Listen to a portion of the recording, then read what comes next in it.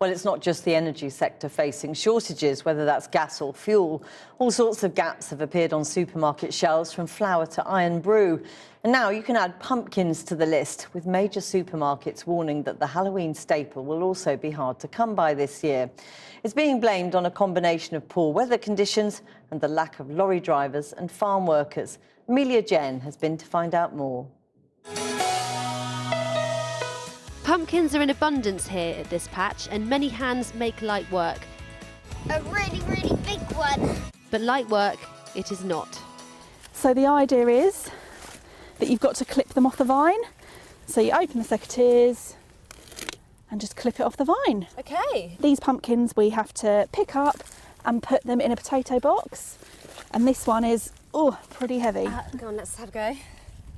Oh God, yeah, that is really heavy. Right. And you've got to do thousands of those then, after Indeed. this one? Yeah.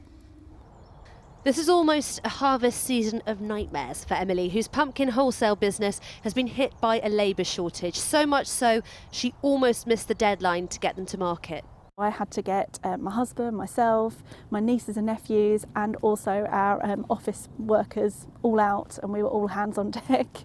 Normally I would request from the agencies 12 workers, and some mornings at 7:30 I'd have 3 turn up, 4 turn up, 9 turn up. Anyone's guess was as good as mine. For the past decade, people from Poland, Romania, Lithuania, Bulgaria have been coming to pick these pumpkins. But this year, Emily's relied on British workers for the first time.